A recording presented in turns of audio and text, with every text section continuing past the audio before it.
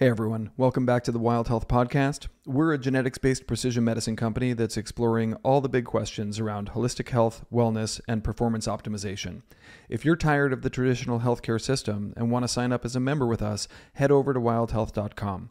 And if you're someone who's looking for a high-touch, all-inclusive concierge medical experience specifically designed for executives and high performers, check out our premium program at wildhealth.com/premium. Now let's get into it. Hey everybody, welcome back to the Wild Health Podcast. Mike Mallen here. I am here today with David Hippensteel. And David is a dentist and a founder of Screaming Eagle CrossFit in Clarksville, Tennessee. David is a master's athlete, performs in CrossFit competitions, the CrossFit Open, CrossFit Games. He has, tell me if I'm wrong on this, David, you've won the games 5 times, is that right? As a 55 plus and then a 60 plus division master's athlete, which is just amazing. And he's competed basically every year since 2012 when he first started doing CrossFit. We're going to talk to David a little bit today about sort of fitness in the aging athlete, longevity, and what it means to continue to be as fit as David is and how he goes about doing that in his daily life. David, thanks so much for coming on the podcast and talking with us. Yeah, thanks. Yeah, good to be here. It's 3 gold medals plus a world championship in 2020 because they didn't have the games for us then. That's right. Yeah. So all after age 60. 5, been 6. There, started in 2013. You can't keep counting after like 3 or 4. It's just like I guess. So it's all good. It's all good. That's awesome, man. Congratulations on all your success with all that. How did you How did you get into fitness in the first place? I can't imagine that, at 55 or whatever age you were in 2012, that you just picked up CrossFit and said, I'm going to become a world-class athlete. What was the lead up to CrossFit for you? Yeah. I mean, and remind me again to zero back to that question, because I'll kind of start, if it's okay, I'll start, when I was a kid, my dad made me do sports. My dad was big into football, basketball, and soccer. Actually, he was asked to try out for the Olympic soccer team, and he was big. My brother and I have an older brother, and he just was big on getting us to do sports. And my older sister played golf. She was actually a teaching professional on the mini tour, almost made the pro tour. And then my brother and I played football and did a lot of track. He has played baseball in the beginning, but I hated sports in the beginning. I wanted to do music. I wanted to play guitar, get in a band, and just do all that. When I was in 6th grade, 7th grade, 8th grade, and finally, he kept persisting, and I finally just got turned on to sports and just realized, kind of had almost an awakening when I was a kid, teenager, and sports kind of saved my life. I was going down the wrong road, pretty rebellious, kind of just like questioning a lot of things, and hanging out with the wrong crowd. And for whatever reason, I was in track, doing the triple jump. I was doing long jump, hurdles, and some other shorter distance long jump. And the coach wanted me to try triple jump, and so I tried triple jump, and I did really, really well the very first time I tried it. Like, it just came very naturally to me. And I ended up going home that night and looking in the mirror and asking myself, am I really going to waste my life and the talents God's given me and just rebel and do crazy stuff? Or am I going to start focusing on, good things like sports, like things that he's gifted me with? And I just started really that path of fitness and being in the best shape of my life and really trying hard in sports. And it really served me well. Through high school, ended up being honorable mention All-State as a 150-pounder lineman, defensive lineman in football. And then went on to college. Did you say 150-pounder defensive lineman? Competed in decathlon in college. And so that's kind of launched. And every year, every time I do it, it's like I'd get the reward of being in the best shape of my life. And I think in college, I fell in love with being in the best shape of my life. And I kind of really have never lost that. After dental school, I went into triathlons and did that for off and on for 20 years. Raced motocross when I was in my 40s.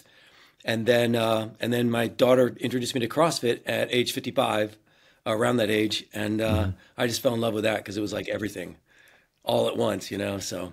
But that's, in a nutshell, that's kind of how things worked. Anyway. What's driven you? What's driven you through the years to focus on health and fitness like that? Yeah, I think, and I don't know why I started asking this question, but I think kind of experiencing things in high school that were not healthy, and then experiencing what it was to be healthy, I really started to gravitate towards like just understanding what health is and understanding that what you put in to becoming healthy is super significant. And so I just started pouring things into being healthy, and it just rewarded me all of my life. Even to this day, I'm 67. I can still do just about everything I've always ever been able to do, and so I just and as I see like the aged population and study chronic disease, being in CrossFit, you can't help but catch the vision of the fight against chronic disease out there. And it's pervasive, and it's an epidemic is what's going on. 80%, 80, 90, 80%, I think, of healthcare dollars, which is billions or whatever it is spent on chronic disease, preventable diseases. So when you start to see that, and you start to see even your peers and people older than you, my wife's parents, the health starting to go really downhill really fast after they reach a certain age, it just reinforces all the stuff that I'm doing, pouring myself into being a health enthusiast. People on the outside call you a health nut. I've got that phrase, 40 years ago, and it's just like they really can't say that anymore because they're starting to suffer from not being a health nut type thing. Yeah, yeah. Well, that's I think cool part of my too. motivation, big part of it. Yeah. What's that? I just said health You nut could is call cool that too, again yeah. too. Yeah. It's so, Yeah, it's true. I agree. so I want to talk a little bit about recovery, because this is a really interesting area for the aging athlete, at least from my perception. Yeah. And, you tell me if I'm wrong, but Yep. my perception is that our recovery requirements and our relationship with recovery changes throughout our athletic career. Or early on, things are very different than they are as we Yes. age. Speak to me a Yeah. little bit about that, and how has recovery changed for you over the years? Yeah. And I think I had 2019, I hurt my back, but before that, I didn't pay as much attention to recovery like the first 3, 4, 5 years in CrossFit.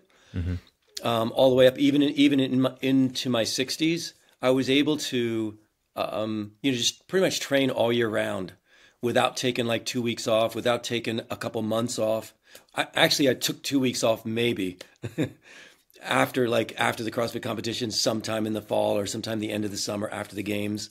But I never really thought I needed to have more of a recovery than that.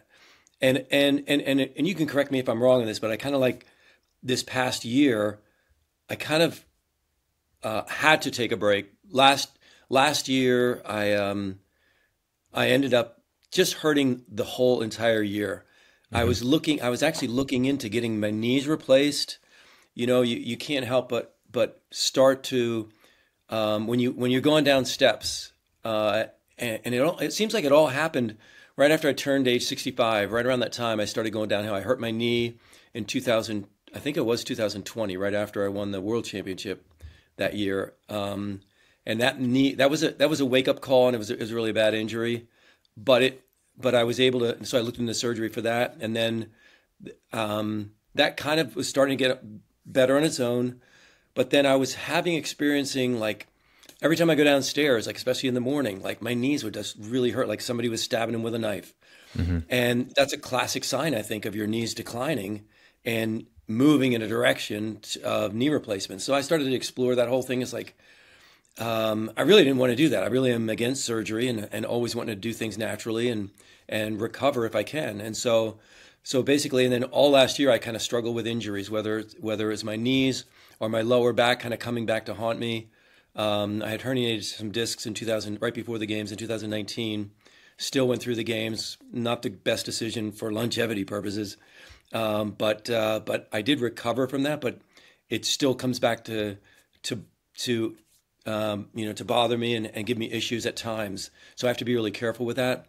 And but as far as so basically at the end of last year, I was signed up. I did the Masters Fitness Collective, which was another championship meet for masters, and then there was another one that I won the qualifier for Legends competition, but I couldn't do that because I got sick like the week before. But that was probably one of the best things that probably could have happened, because I ended up like saying, you know what, I have no other choice but to take off. And so the whole month, I took off the whole month of December, which I've never done in 10 years of doing Wow. CrossFit.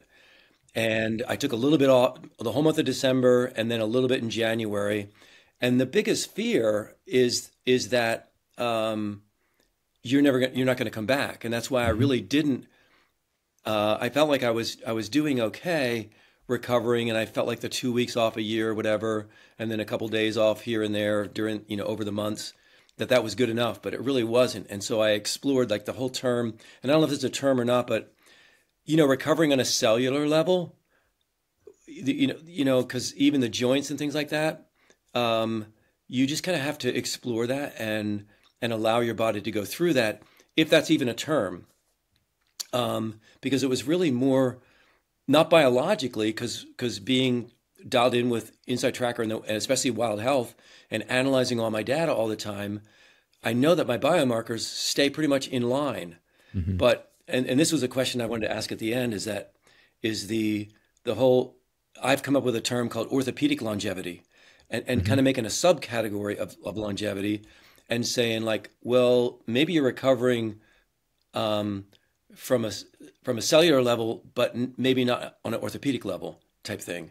And so that was the important thing. The question being about recovery is that you got to take that time to rest, and you got to make sure that you're not overstressing the joints with too much weight, which I think I was doing. I was overdoing kind of my lifting programs, my squats, way too heavy, too much. And so just kind of getting that dialed back and being able to realize like I can minimize the strength portion, because genetically I guess I'm pretty strong naturally, but I can dial back on that and still maintain my strength to be competitive in the category I'm in. So that's kind of maybe a longer answer, but those are the kind of factors that I'm thinking about when I'm thinking about recovery. Speaking to your comments around orthopedic longevity, I think it's very reasonable to think about the body as just sort of multiple different systems that have a dose response and adaptation sort of pathway, right? Yeah. There's an insult, okay, and then there's an adaptation period afterwards where the body's going to respond to that insult, and that's, I believe, true for like hormetic responses, like you see from using sauna or cold plunge, to obviously strength training, where you strain the myocytes, and then there's an adaptation and a growth period afterwards. But I think that's a very reasonable way to think about any process in the body to some extent, right? For example, a lot of people have a certain number of heartbeats sort of theory about life, right? I'm not saying this is correct or not, but the thought process that basically your heart's going to beat a certain number of times. And then the obvious response to that is, well, what about those people who exercise? Why is it people who exercise do better? And the answer is because there's a dose response, right?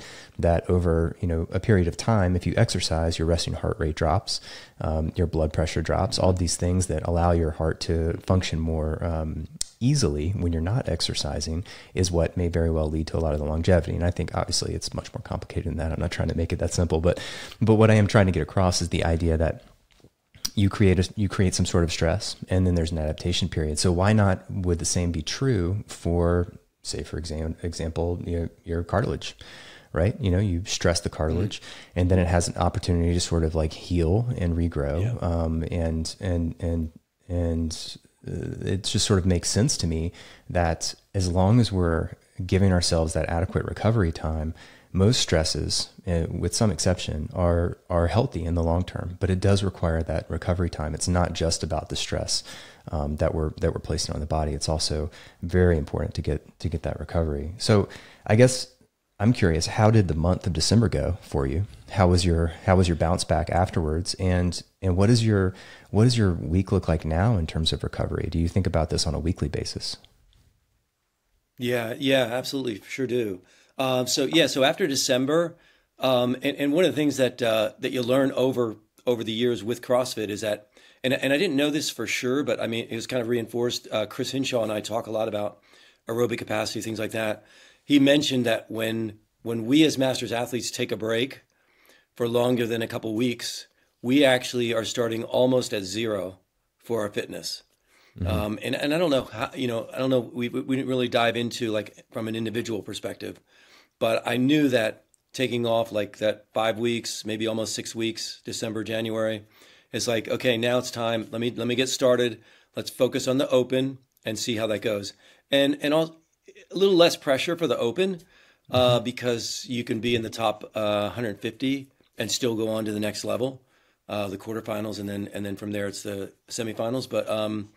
But yeah, I started back and things came back pretty easily. And it was interesting because, from the year before, looking into knee surgery and even back surgery, knee replacements or back surgery, I went from like feeling and shoulder issues, that kind of thing, neck issues. I felt like wow, it's like why don't my shoulders hurt every night when I go to bed type thing.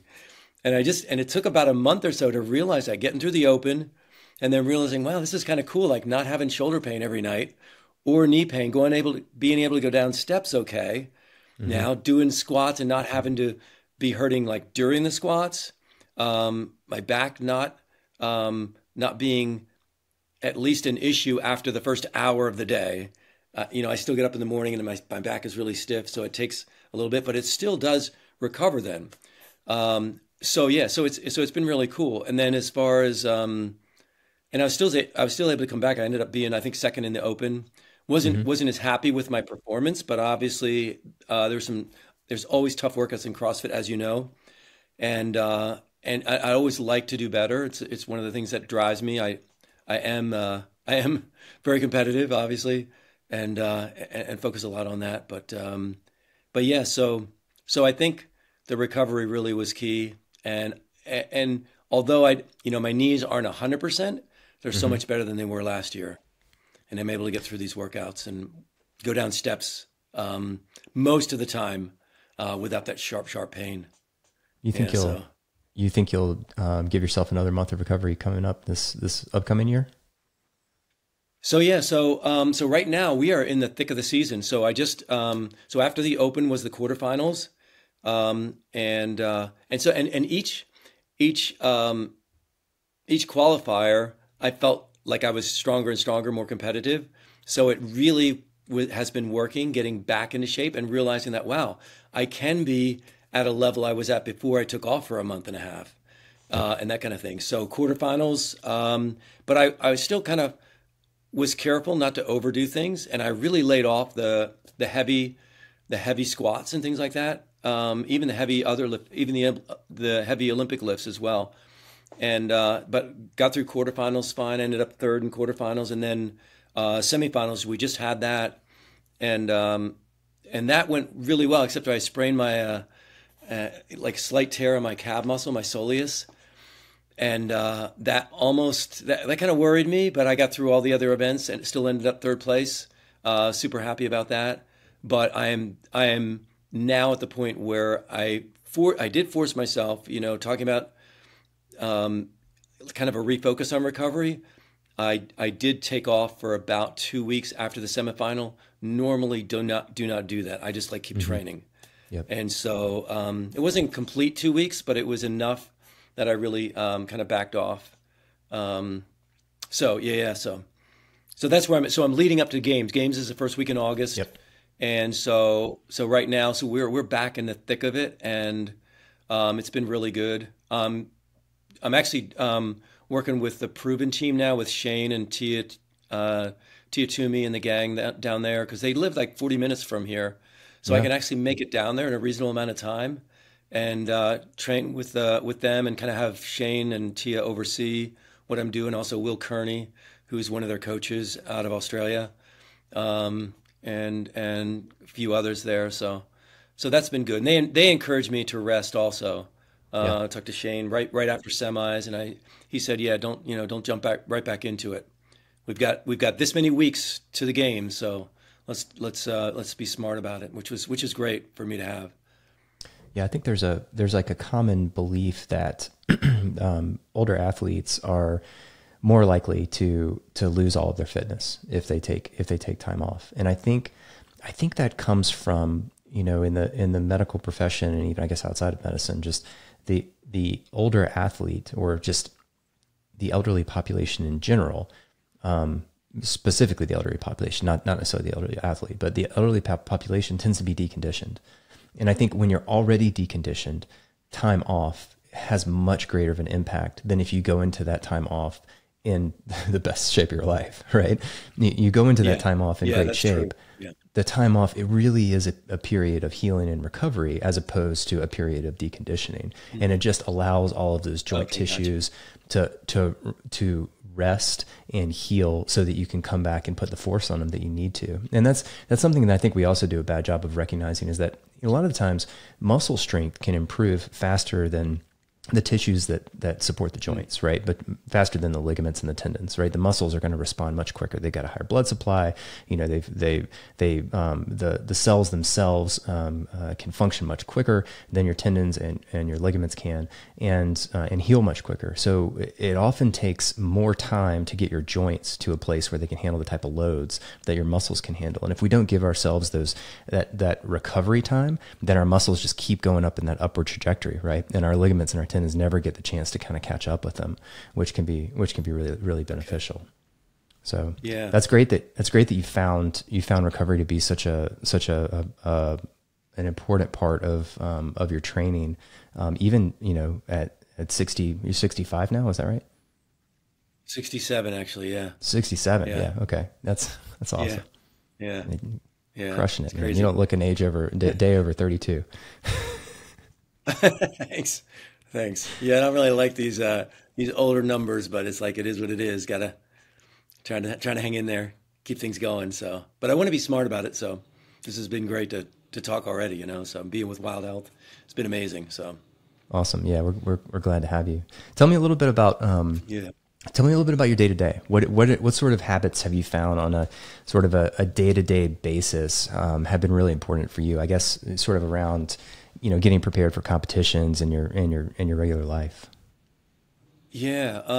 I mean, obviously balancing my work schedule with CrossFit has been really key. Cause I'm a full-time dentist. I have two dental practices, like almost 20 employees right now. So balancing that has been real key, but looking at CrossFit as essential as washing your hair every day, and eating your meals. It's one of those things that, well, you have a stressful day. You're not going to not wash your hair. You're not going to not take a shower, right. Brush your teeth, things like that. It's one of those things that should be an essential part of our everyday life, because it's that essential to our overall health and maintenance of our life, of a healthy lifestyle. So I think that's one of the things, just kind of looking at it like that. And obviously, when you're competing, you got longer training sessions than what you need.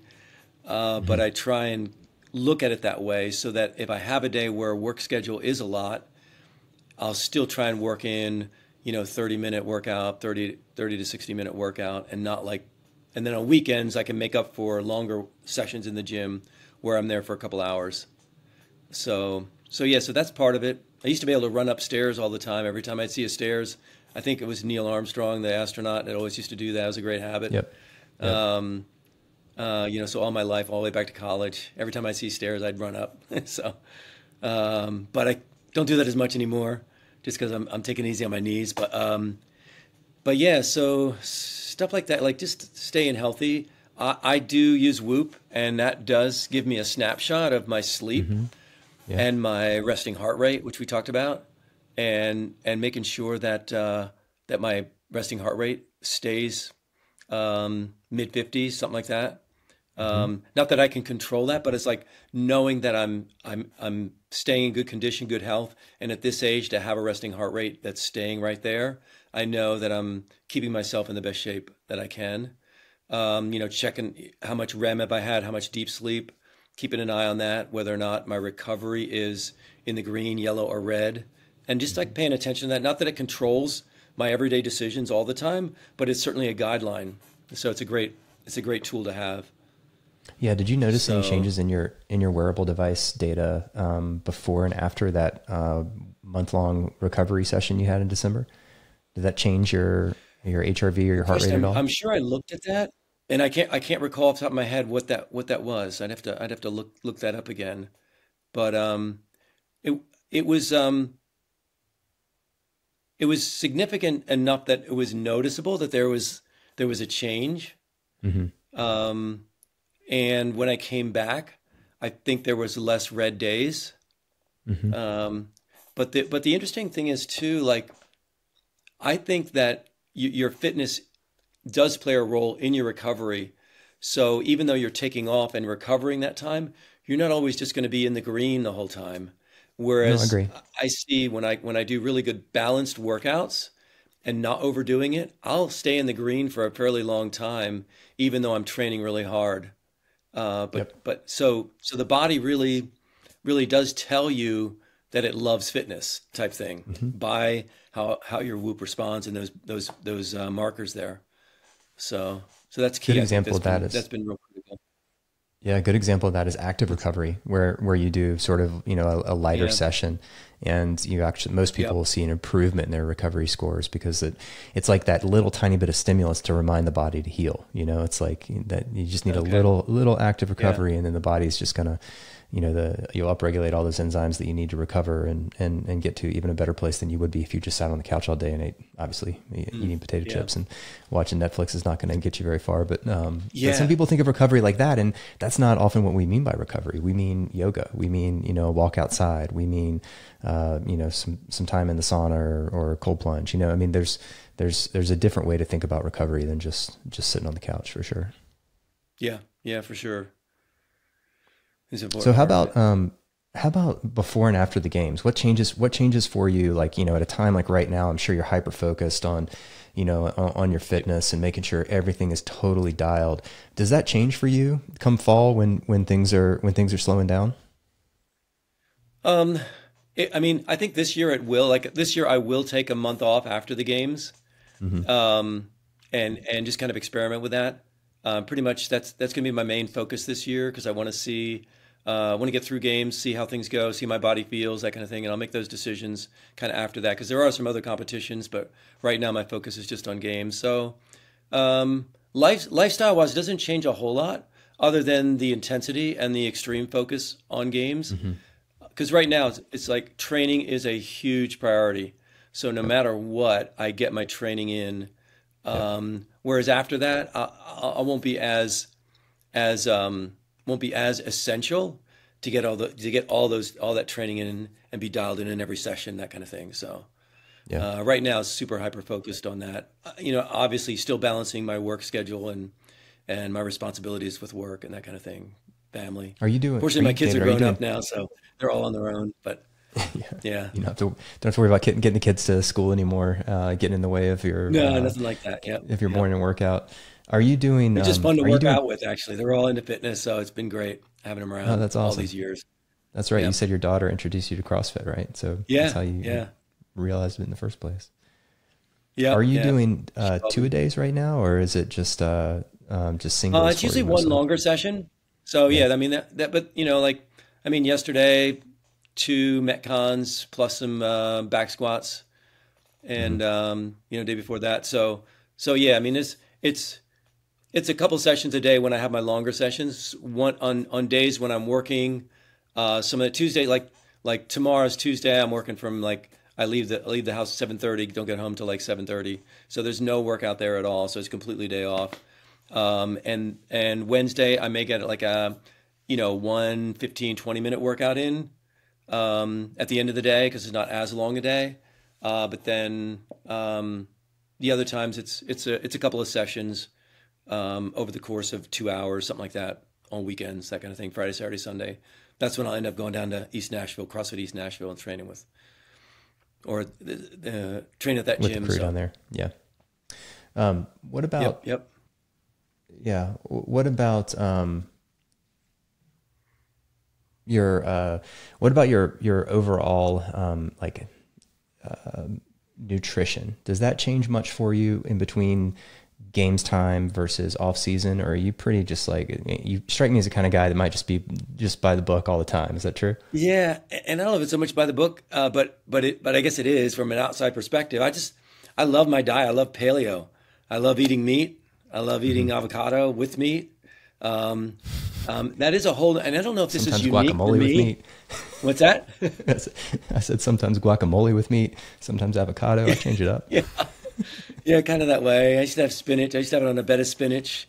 Taking a break from that for right now. So like my breakfast is roast beef and avocado, and I have a protein shake. But I just love that, and that is like all year round, no matter training or not. And I'll Yeah. oftentimes have that at lunch too, because it's just one more decision I don't have to make, and it works for my system. Also, I find if I deviate from that for whatever reason, I kind of found this out after I kind of experimented. I was having eggs and spinach, and then I switched to red meat and spinach, like roast beef, because I was out of eggs one week, and that was like, I don't know, 10, almost 8 years ago, maybe. And it was right, no, it was right about 10 years, right around the time I started CrossFit. Did eggs for a year and then switched to meat. And like ever since then, seems like my digestive system became more perfect. And when I deviate from that, it changes. So I haven't figured out anything else other than that. And then, I worked with CrossFit New England for a little while, and talking with Ben Bergeron, and he's big on like red meat is one of the most nutrient dense foods on the planet, right? And so I just kind of like that kind of rung with me, in terms of applying something into my lifestyle, and so that works for me. So I just keep doing that Awesome. all year round, pretty much. Yeah. So fish and chicken in the evening, but red meat in the morning, that kind of thing. So, and I haven't found anything else that works better than that. So. What about your knees? And you've been having trouble with your knees. You're talking about knee replacements last year. How have you had to adjust your activity, or have you adjusted your activity in terms of your training and a focus on knee health? Yeah, no, that's a great question. I know that. So after 2020, which was the COVID year, and we still had the World Championships, Masters Fitness Collective had the substitute CrossFit Games for the Masters around the same time, or in end of August. And I was going to train for Legends also, which is another Masters competition, in December. And so I took about 2 weeks off maybe, and got training again real hard. And I had already done. I trained the whole year, and then what I ended up doing was I was doing heavy lunges one day, and I think I already had done back squats, and I was in high training mode, high focus training mode, and I ended up tearing my medial meniscus that particular October. So that took me out of the games, and then that plagued me the whole entire year. And I don't know exactly what it was. It just seemed to coincide with my knees hurting when I went down the steps. And so it just kind of forced me to back off on, I think, years and years of heavy squats. Too much heavy squats. I mean, obviously you got to do some to stay competitive, but I Sure. think I was doing too much of that in my programming. And hindsight, obviously, if I go back and do it again, I'd lay off that and do kind of the minimal necessary dose to get the maximum return. And I think that's part of it. So I've really backed off the heavy squats right now. Obviously, going up to the games now, I've really not done a lot of heavy stuff all year, and my strength has still kind of maintained very well. Going into games, I'll be introducing a little more of that, but I think that I'm at a point where I can tolerate that. My knees can tolerate that right now, because I have respected the recovery part of the whole process all year round, all year long now. So but yeah, I was really worried last year. Like it was, I didn't know if, how many squats is enough over my 10-year career. Mm-hmm. And every time I do stuff, I'd be worried, how much damage am I doing? Am I doing more damage? Where's my cartilage at? And I started getting MRIs and X-rays and being, consulting with some orthopedic friends that I know. Sean Rock is one of them. There's another gal that has studied like longevity from she's an orthopedist out of Florida now, but talked with her a bit about stuff. So yeah, that's changed for sure, and hopefully my strength will still stay. But it's the best question. Like, how do we know? Like, if I am doing too much, so that when in 10 years from now, what's the picture going to look like for my knees? And I really had never thought about that until last year when things started really breaking down, and I was getting all these red flags, like, what's going on here? Like, this is not part of the plan, type thing. So a big part of it. So be great to figure. And I feel like, in many ways, I'm kind of an experiment, taking fitness to the next level at this age. What am I doing, and what should I be doing to maintain that longevity? I don't really know what I'm going to be like in 10 years or 5 years.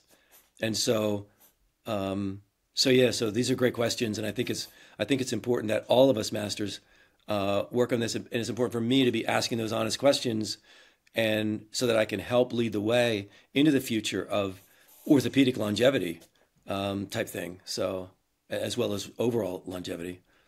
I 100% agree with you. I mean, I think you are an extremely important experiment. I hate to call you an experiment, Okay. but in a lot of ways, you've been doing CrossFit for 11 years now. And, and at 67 years old, like, you are exactly, the thing that we need to be studying to figure out, CrossFit's a relatively new sport. The level of intensity is like none other. How does the human body respond to it, over time. Right. And, and it's, one, it's great to see you thriving. Right. But also like to keep an eye out and figure out, like, what can we learn from David? Right. And I kind of want to, you dropped a little truth bomb on us earlier when you talked about, if you could go back, you would do the minimal effective dose for squats. And I'm curious, what other wisdom have you gained over the years? If you could go back to 2012 and program for yourself with the thought of 67 in the future, what else would you change other than the minimum effective dose of squats? Man, that's a great question, because I look at what I did to achieve. Obviously in the beginning, I'm just chasing gold medals. And in fact, there's a book I want to write called Chasing Gold and Finding Longevity. And I like it. I started that after I hurt my back, and I had some downtime, and then I actually ended up getting better. So, I kind of put the book thing on the side right now. But I don't, because the question is, I'd always scored high in strength, and I didn't know how related that was to all the stuff I was doing for my strength programming. Mm-hmm. So, and a lot of that is I'm to blame for that, because I kind of saw and gravitated to certain lifting programs. Like Smolov was one of them. It's like super heavy Olympic lifting program, famous guy, but way too heavy, I think, and unnecessary for me to maintain my strength. And so that's a definite, that's the biggest thing that I see that I would change. And let's see, the other thing was, I didn't really have much of a coach during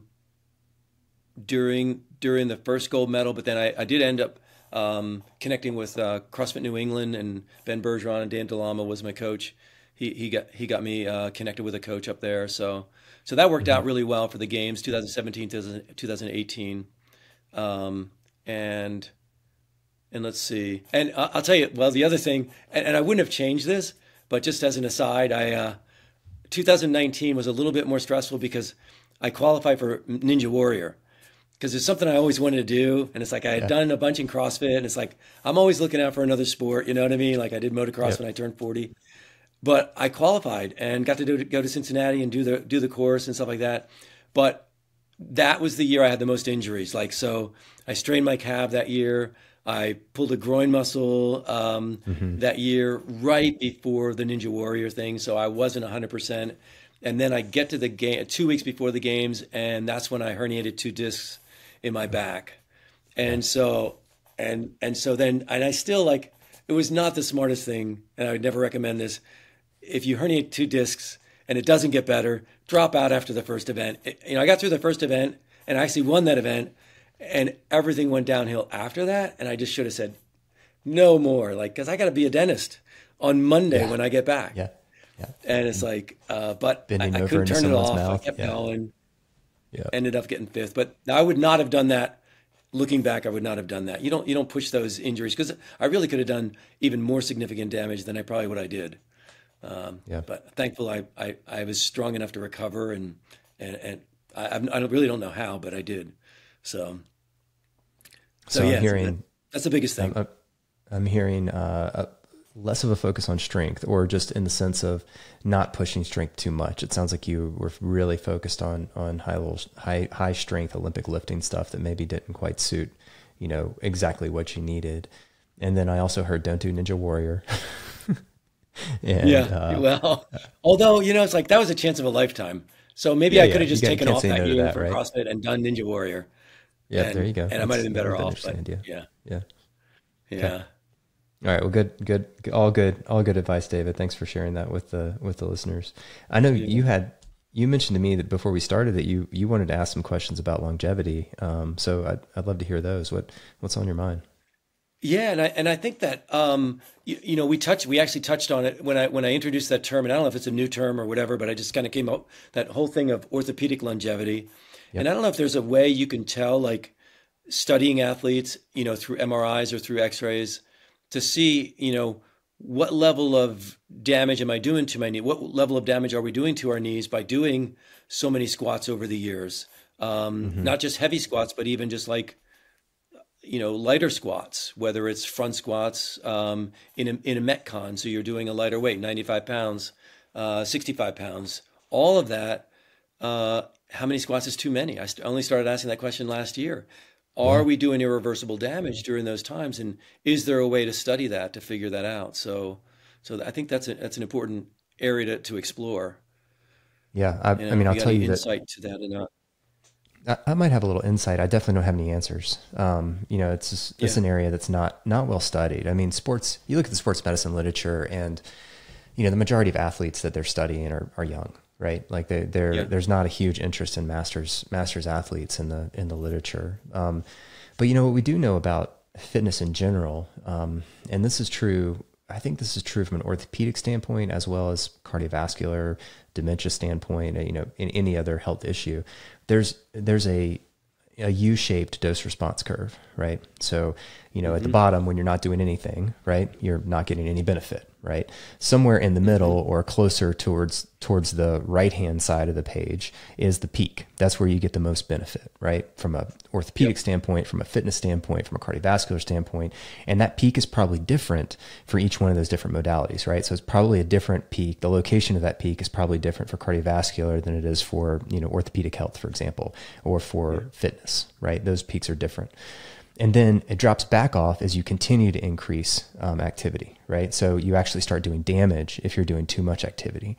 And that's probably just straight from inflammation, inflammation in terms of osteoarthritis, inflammation in terms of, elevated CRP, and inflammation in your coronary arteries, which leads to plaque development, inflammation in your brain cells, which leads to dementia, all those things, right? So, it makes sense that if we push things too far, we cause more damage. And the challenge with that is we're all different, right? Your required recovery time is much different than other people's. And I would venture to guess that yours is probably very low. Like when you were younger, you probably never even thought about recovery because you just recovered. It just happened, right? You exercised, and the next day you exercised again, and then you exercised again, right? Like that's my guess, just talking to you briefly, but I could be wrong. But some people aren't like that. Some people, they work out hard, and they have an intense activity, and they need a day or two to recover. And to some extent we can train our bodies to recover faster, and that's natural. But there's there is a inherent baseline that we all have, right? That's going to be a little bit different for everyone. So the question is, how do we go about figuring out what your needs are for recovery, right? What is that minimal effective dose? And I don't have a great answer for you. I mean, imaging is not practical, right? MRI, and you can get a baseline. Right. You can understand what's your, what does your need look like? But what's interesting, like, you do an MRI of somebody's back. 75% of people have what looks like a slight disc bulge, right? So what do you do with no that? Symptoms. If they're not symptomatic, what am I doing with it? I'm not doing anything with it, right? And just the same way, you can take an x-ray of somebody's knee and it can look, like the most terrible osteoarthritic thing you've ever seen in your life. And they're like, no, I'm fine. They're walking around, they're running, they're jogging, like it doesn't even bug them. So it's really challenging to take imaging and make a correlation between imaging and then what's the appropriate amount of activity. I wonder if, and this is just, I didn't know this question was coming, so it's not like I prepared anything. But I wonder if there's anything around inflammatory markers and whether the dose of exercise is helpful or not. Because what we do know is that most people will see a bump in their C-reactive protein, which is an inflammatory marker that your liver produces, general inflammation, right? It just means there's inflammation in your body, right? Yeah, high sensitivity CRP. Yeah. We'll see that. I'll see that elevated in athletes all the time. And usually it's because they worked out the day before, they had a good workout, and their body's inflamed because, like we said, there's an insult. That insult is a negative thing to the body, but then it's through the adaptation that you see improvement, right? So your exercise causes inflammation, right? But the exercise is also that which causes the body to respond to that inflammation and heal, right? And in healing the areas that are inflamed, it's also producing the same healing hormones or chemicals or enzymes that heal the rest of the body, right? So overall, it's a positive effect. The problem becomes when you don't get a chance to fully heal and you give it another insult, right? So the question for me is, I wonder if there's a way to look at HSCRP or maybe even AST and ALT, which are liver enzymes, which we also often see bumped when there's been a lot of like muscle strain from strength training or something like that. I wonder if there's a way to sort of monitor those and get a sense of, is this athlete getting to the point of healing or adapting fully to the last insult prior to the next insult? And that doesn't necessarily need to happen every time, because there's also the idea of overreaching, right? As opposed to overtraining. Overreaching is when you get very close to overtraining, but then you let yourself completely recover before you go back to your next insult. So one of the more famous ways to do this is where you basically work out super hard for 3 weeks, crush yourself, and then take an entire week off. And then it's basically an idea of overreaching, right? You come back in that week that you have off, and then you start over and do it all over again. Sort of an interesting way to think about it. My guess is there's competing interests here. I think that exercise is clearly beneficial for longevity, but pushing it too far is likely going to have a deleterious effect on longevity. So trying to find that happy medium where you're pushing it as much as you can to get the fitness that you want, right? But also to get the longevity that you're looking for while not going over into the realm of longevity. And I don't have a great answer for you. I think the easiest measure we have for that right now is subjective, right? Do you feel good? Can you keep up your activity as much as you want, right? If you do, I think you're doing a good job, basically. I mean, from a subjective standpoint, I know that sounds super simple, but if you're not finding yourself injured, if you're not finding yourself having to take extended periods of time off to recover, if you're mentally and emotionally stable, right? If you're sleeping well, all of those markers that we know for, general well-being are likely directly correlated with the amount of activity that we're getting and whether we're pushing ourselves too far or not. So super interesting question. Somebody needs to do some studies on this for sure. Yeah. But I like the idea of measuring, because I've always been big on the blood analysis that I do, because I'm with Inside Tracker, and then of course I'm doing other blood tests with Wild Health, but we are always keeping an eye on my inflammation. And I don't know if you got a chance to look at that, or if you're able to look at that at all, but it'd be interesting to have a conversation about that, because I think my inflammation has been really low over the years. HSCRP has always been in line, but that's a great concept, because obviously with cardiovascular health, you're checking, is your resting heart rate low, so you're doing the right thing. Is your because that's going to tell you whether your whole cardiovascular system is has more elasticity like it should. Right. And it's not aging, over aging, becoming stiff, whatever. Anyway, so yeah, so that's that may be, we may be onto something with the HSCRP and the inflammation, total body inflammation thing. Yeah, it'd be one of those things you'd have to check it a lot because it changes pretty quickly. Well, that's true. I see people, 24 hours after exercise have an elevated CRP, but then 48 hours afterwards, they don't. It's back down to normal. So it recovers, Yeah. relatively quickly. So it's almost like you would need to come up with some sort of protocol. Like you do a extremely intense activity, you need to figure out like, what's your time frame? Like how long does it take to recover back to normal? Like do a very intense exercise, like maybe one of your weekend, like double Metcon sort of days, and then check your CRP the next day and then the following day and try to get a sense of how long it takes it to come back down to zero. Right. And that gives you like a recovery time frame or something. Yeah. It would need to be something like that. Yeah. That's interesting though. But that is a lot of blood testing. Whereas with a Whoop, you can just look at it and it's constantly monitoring those things. So yep. I got and presumably, to I haven't seen any correlations, but presumably, around the time that your CRP is bouncing back is probably the same time that your HRV and your resting heart rate are bouncing back and all of those things as well. So, but yeah, I think it's a delicate balance of managing the inflammation from the activity so that we don't push ourselves into reducing longevity through too much exercise, but it's delicate balance. Yeah, for sure. And if you're going to go one way, go towards too much exercise. Yeah, that's right. I think much less likely to see deleterious effects of too much exercise than not enough exercise, right? So I don't want this to be a conversation where people take their take home as like, oh, I shouldn't exercise. Dude, that's absolutely not what we're saying. Yeah, because I mean, wasn't it that was the big thing with CrossFit? People were saying, "Oh, you're going to get injured. You're going to get injured." It's like, man, there is so many more injuries, chronic disease injuries, from not exercising than there is from the injuries that you can get. And if you do CrossFit balance, you're not going to get the injuries anyway. You don't need to be competitive with it. You don't need to go too heavy. And if you just keep it in line, my wife's been doing it for 10 plus years also, and she doesn't have any kind of fitness background. Except way back in high school, and she just kind of jumped into it and fell in love with the community, and just has been doing it ever since, and it's a huge benefit to her. Yeah. So she knows when she's not doing it. Yep. I'd be way happier worrying about my patients tweaking their knee from doing pistols than having to worry about them like falling and breaking their hip. Yeah. Like that's there you go. Deal with tweaked knees all day long. Yeah, there you go. Awesome. Well, David, it's been great talking to you today. I really enjoyed the chance to connect and chat about this stuff. Yeah. Thanks for coming on the podcast. Congratulations on all your success with the games and CrossFit and everything. It's been awesome to watch you. Absolute honor being here. Thank you for doing what you guys do, man. Wild Health is amazing, and I think it needs to be a part of a lot of people, especially as masters age. Whoever. Just keeping an eye on the inside, what's actually going on with your biomarkers to help you, navigate your future health is critical. You guys play a great role in that, so it's awesome. 100%. Yeah, we're happy to do it, and we're glad to have you. And get on writing that book, that Chasing Gold. What was it? Chasing Gold and Longevity, Chasing Longevity, or something. Chasing like that. Gold, Finding Longevity. Great. I like it. Yeah. And get that thing out. We all need to hear from you. Yeah. Thank you.